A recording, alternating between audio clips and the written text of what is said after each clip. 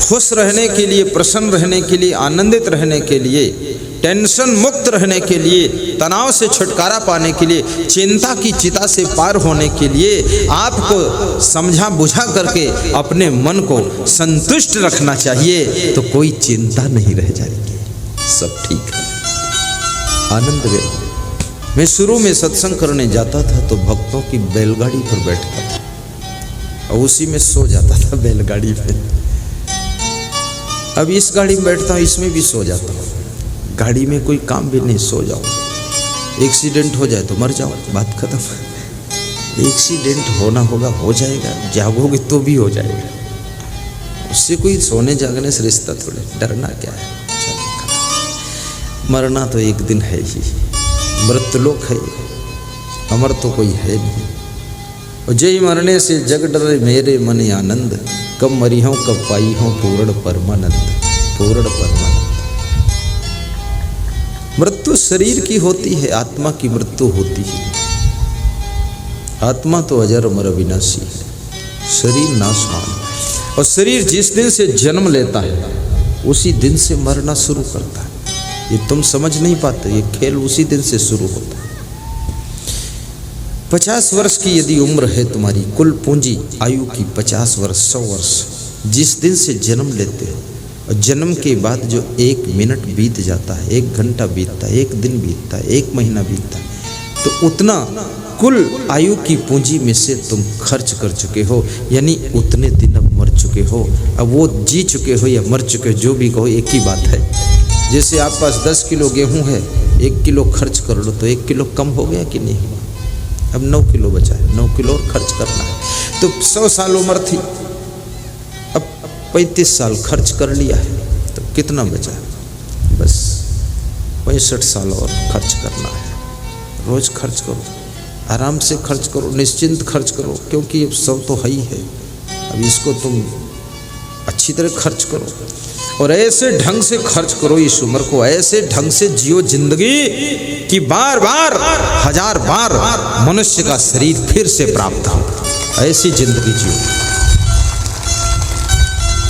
घाटे का सौदा मत करो कि कम से कम मनुष्य शरीर 100 साल के लिए मिला है, तो 100 साल में इतनी कमाई तो कर लेना चाहिए कि पुनः मनुष्य का शरीर प्राप्त हो। कहीं ऐसा ना हो, कहीं ऐसा धोखा ना हो जाए, घाटा ना हो जाए कि मनुष्य शरीर 100 साल जीने के बाद भी जब मृत्यु हुई उसके बाद कुत्ता बनकर पैदा हुई, पोंछ हिलाते घूम रहे गाँव गाँव में, डंडा खाते, मैं प्या मार दिया कोई, अरे मत मारो मत मारो, चिल्लाते घूम रहे, कुत्ता हो गए।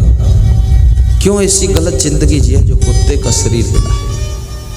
आपको तो शरीर मनुष्य का सुंदर से।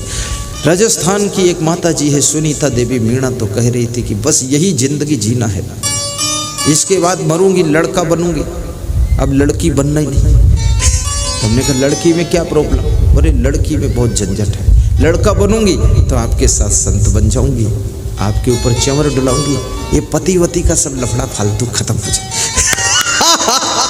अब बोले तुम लड़की को रखते नहीं हो, स्त्रियों को रखते नहीं हो, तुम्हारा नियम ये है।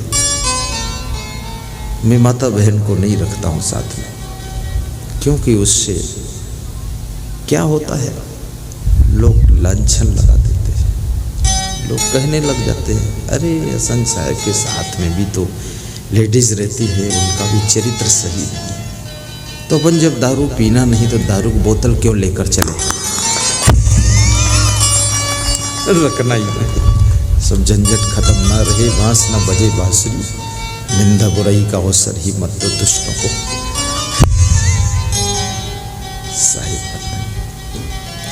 लेकिन माता बहनों से हमारी करुणा रहती है, उनके ऊपर आशीर्वाद बहुत रहता है, क्योंकि इन्होंने ही हमको भी तो जन्म दिया है, इन्होंने ही हमको भी पाला पोसा है, और इन्हीं की भावनाओं से मैं संत बना। इसी तरह की तो मेरी भी माँ है ना। कुछ लोग पूछते हैं आपकी माँ अब है कि नहीं है, तो हमने कहा अब तो नहीं है, लेकिन कभी थी। कितने दिन में मर गई? तो हमने कहा अरे बहुत दिन बाद मरी है, 6 साल पहले मरी है। मरने में भी उसको बहुत मेहनत करनी पड़ी है। और माँ ने ही कहा था तुम संत बनो। मेरी माँ ने, कुछ ऐसी माताएं महान होती हैं जो अपने बेटे को महान पुरुष बना देती हैं, देव पुरुष बना देती हैं। खुद तो जैसी की तैसी रहती हैं, मिट्टी खुद तो जैसी की तैसी है, लेकिन गुलाब के फूल भी उगा देती है कभी कभी मिट्टी। ऐसे माता कभी कभी अपने बेटे को महान संत बना करके भगवान से भी ऊंचे स्थान दिला देती है। महिमा है।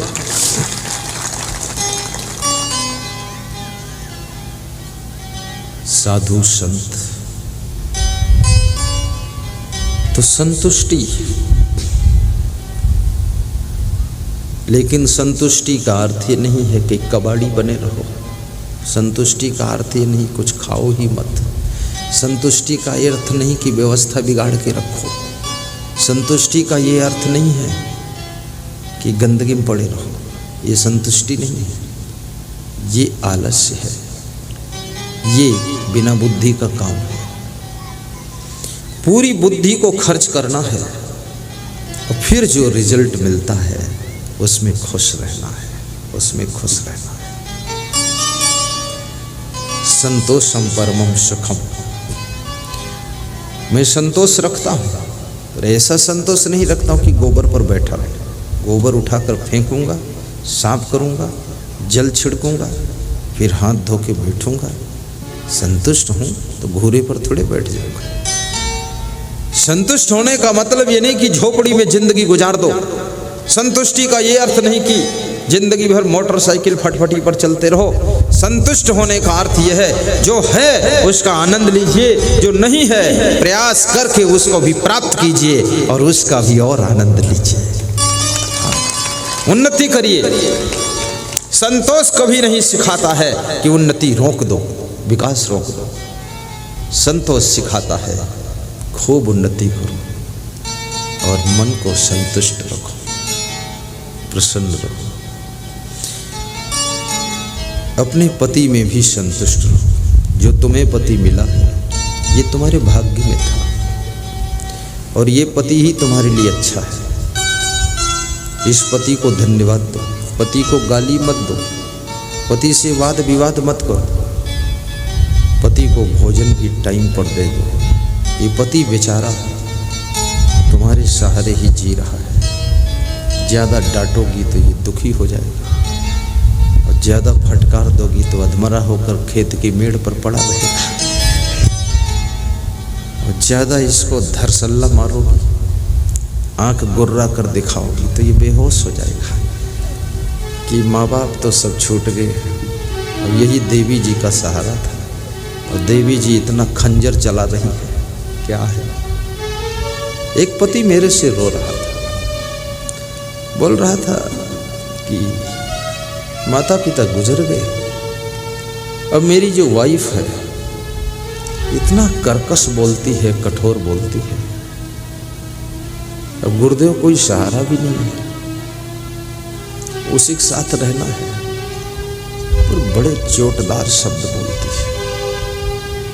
कभी कभी तिलमिला जाता है मन, तुम्हारा प्रवचन सुन लेता हूँ फिर शांति आ जाती है।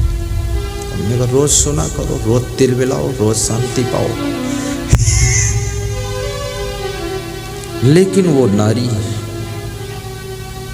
बहुत बड़ा पाप कमा रही है जो अपने पति को गाली देती है, वाद विवाद करती है। जब पति को खुश नहीं कर पा रही तो परमेश्वर कैसे खुश होगा। फिर ये भी कहा जाता पति में परमेश्वर होता है। जो पति खुश है तो परमेश्वर खुश हो जाएगा। और अपनी पत्नी को भी दुखाना मत, इनको कष्ट मत देना। यदि ये कहती हैं शराब छोड़ दो, उसी दिन छोड़ देना। इनको भी लगे कि हम में कुछ दम है, देखो शराब छुड़वा दिया। फिर आपकी वाइफ मायके में चर्चा करेगी, मेरा पति पूरा मेरे कंट्रोल में है, एक ही दिन मैंने कहा शराब छोड़ दो, उसी दिन छोड़ दिया, इतना मेरा आज्ञाकारी शिष्य है वो। छोड़ना तो है ही, आखिर गुरु जी के पास छोड़ोगे, उसी के साथ छोड़ दो, उसका सम्मान भी हो जाए। तुम्हारी वाइफ कहती तंबाकू छोड़ दो, तुरंत मुंह से निकाल के बोलो कहाँ डाल दो, तेरे मुंह में डालो कि उधर फेंक दो। पान खाना छोड़ो, ये सब क्या कचड़ा पचड़ा खाते। बीड़ी सिगरेट पीना भी छोड़ो, आलस्य करना भी छोड़ो, क्योंकि आलसी पति से पत्नी बहुत दुखी होती है। जब देखो तब लेटा हुआ है, कमरे से पत्नी उठा पाती है तो द्वार के बरामदे में लेटे हैं, द्वार पे धक्का मारती है, कुछ बड़बड़ाती है तो छत पे जाके लेट जाते हैं। इतना आलसी पति, भगवान बचाए ऐसे पति से। ऐसा पति मरने के बाद पति नहीं बनेगा, मनुष्य नहीं बनेगा, वो भैंस का पड़वा बनकर पैदा होगा। भैंस का पड़वा जानते हो, उसका नाम पड़वा इसलिए है क्योंकि जन्म से लेकर के जिंदगी भर वो पड़ा रहता है। भैंस का पड़वा, भैंस का पड़वा में ये गुण है, उसका नाम मैं कभी कभी सोचता था इसका नाम पड़वा क्यों रखा है। पड़वा इसलिए कि पड़ा रहता है। कितनी स्त्रियों को पति के रूप में पड़वा मिला है, पड़ा रहता है, काम नहीं करता है, बड़ा निकम्मा है। पत्नी का मन होता है कि मैं भी कुछ विकास करूं, मेरा घर अच्छा बने, मेरे पास भी गाड़ी हो, लेकिन अब पड़वा गाड़ी क्या लाएगा।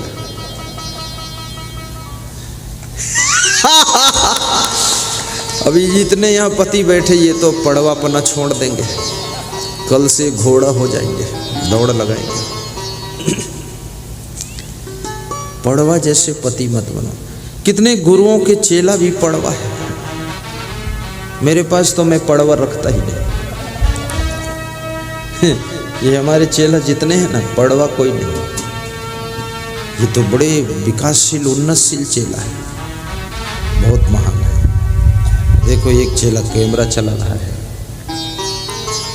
4 चेला भजन गा रहे हैं, और 5वां चेला उधर बैठा है, वो दान लेने के लिए बैठा है कि विजय लक्ष्मी उठे तो लक्ष्मी कुछ इधर दे दे। हाँ, खाली विजय लेकर जाए, लक्ष्मी छोड़ जाए। देखो छोड़ती है कि हरिद्वार कुंभ के लिए वो दान इकट्ठा कर रहे हैं। 10 लाख तीर्थ यात्रियों का भंडारा हरिद्वार कुंभ में होगा। आपके कैंप में 6 लाख यात्री विश्राम करेंगे 18 दिनों में, उसके लिए दान वो ले रहे महाराज जी। देख लो उनको, मुड़ के देखो ना, तुम देखते नहीं, तुम जहाँ देना होता उधर कहाँ देखते थे, जहाँ मिलने वाला होता उधर ही देखते हो। उधर देखो, मैं आपको आशीर्वाद दूंगा, तुम उधर दान वान कर देना महाराज। एक चेला है, ये कौन बाजा बजा रहे हैं, कैसियो है, बेंजो नहीं, कीबोर्ड बजा रहे हैं। 2 महीने से बजा रहे हैं, आज हम बाजे का नाम समझ पाए, कीबोर्ड। मैं सोचता था कि बेंजो है, पता नहीं बेंजो कैसा होता है। उधर एक चेला बैठा है, वो भी इसी आशा में कि महिलाएं इधर दान देते हैं। सब ड्यूटी उधर, कुछ चेला साहित्य सेंटर में बैठे, कुछ चेला भोजन बना रहे, सब जुटे हुए हैं। पड़वा एक भी नहीं रखता। अगर पड़वा आ गया ना तो उसके खूंटे से खोल देता, निकल जाओ पड़वा रहा, यहाँ मत रहना। यहाँ कोई भैंस नहीं तो पड़वा क्या जरूरत है। तुमने गुरु को क्या समझाया।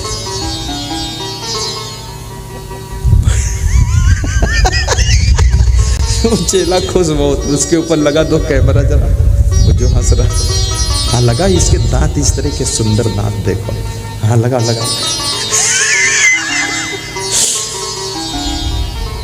वास्तव में धन्य है।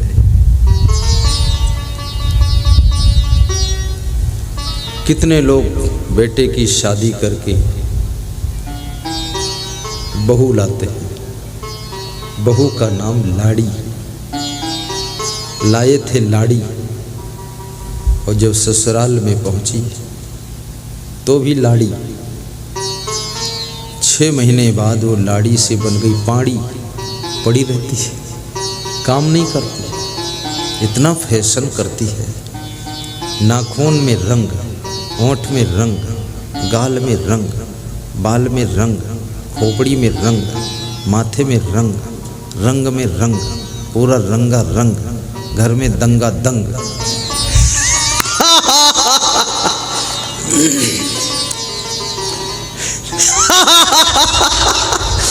माता लोग खुश है, मुंह में धोती लगा लगा के हंस रही है कि ऐसा ही गुरु ढूंढ कर लाया है शिव शंकर बजरंगी। 12 लोग गए थे छत्तीसगढ़ मुझे लेने के लिए, 12 लोग। मैं वहां इनको मिला।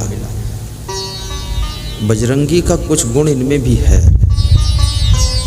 खूब मिले, प्रेम से मिले, हम भी हंसे ये भी हंसे, और दोनों हंसे तो दोनों फंसे। फिर तो यहाँ आए हैं, प्रेम में फंस गए इनके। लेकिन जिस दिन ये विदा हुए, जैसे बंदर कूद के चला जाता है, कूद के चले आए, फिर राम राम नहीं किया, मिले ही नहीं, बस निकल लो, अब तो काम हो गया, गुरु प्रेम में फंस गए, चलो अपना, खुद ही आएंगे ये। और वास्तव में सिंगरौली में मुझे 10 वर्ष पहले आना चाहिए था। ये हिरवाह में 10 वर्ष पहले, बहुत लेट आया हूँ, और लेट का दंड मुझे चाहिए। वो ये चाहिए कि अगले साल जल्दी आ जाऊं, यही दंड है।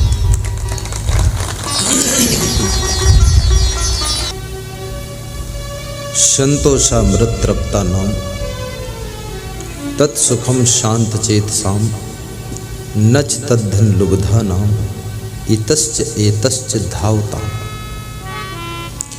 यदृच्छा लाभ संतुष्टो द्वंद्वातीतो विमत्सरा क्षमा सिद्धाव सिद्धोपि च कृत्वापि न निबद्धते।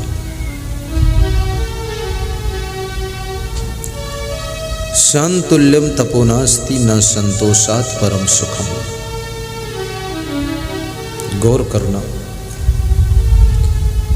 चाणक्य से किसी भक्त ने पूछा सुख कहाँ है?